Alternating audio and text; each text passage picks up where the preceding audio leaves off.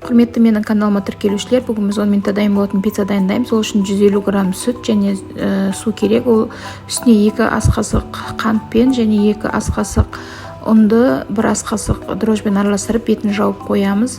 Және бетінде осындай шапочка пайда болады. Оның үстіне 30 грамм сары май және 2 ас қасық сұйық май және кішкене тұз салып араластырып аламыз да үстіне 450 грамм ұнды салып жақсылап тұрып қамырымызды илеп аламыз. Қамырымыз жұмсақ болып қалады және де кішкене май құйып июін қандырып илейміз. Илеп алып бетін жауып жылы жерге 40-45 минутқа жауып қоямыз.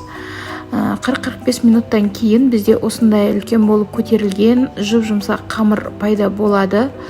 Осы қамырларды біз теңдей 8 бөлікке бөліп аламыз. Менде бұл жерде 115 граммнан шықты қамырым. Қамыр өте жұмсақ, әдемі болып шықты.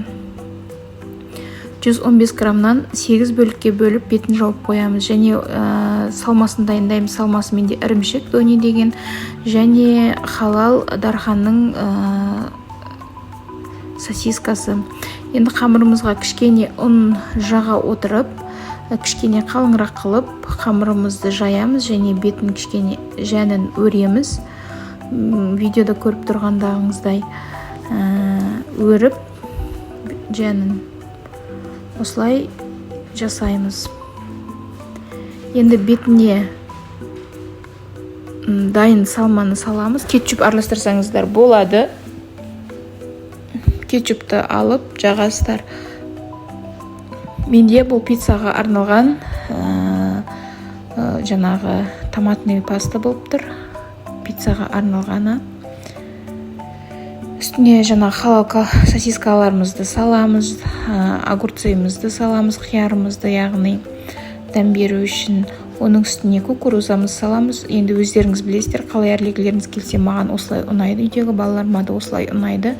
Және бетіне 300 грамм жаңағы дони сырын ертіп, теркадан өткізіп ертеміз.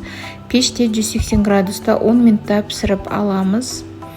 10 минутта уже біздің пиццаларымыз дайын.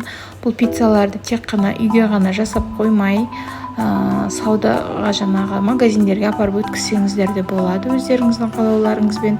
Мінекей бізде осындай жұп-жұмсақ пицца пайда болды. Дәмі де өте әдемі. Осылай отбасыларыңызды қуантсаңыздар болады. Менің каналыма тіркеліп, маған лайк басып, комментарий жазып кетсеңіздер, мені қолдап кетсеңіздер, сіздерге риза болатын едім. Осы айдың соңына дейін каналымдағы адамдардың саны 1000-ға жеткізу керек. Сол үшін мені қолдап кетеді деген ойдамын сіздерді. Менің каналымды таңдағандарыңыз үшін рахмет. Ас болсын.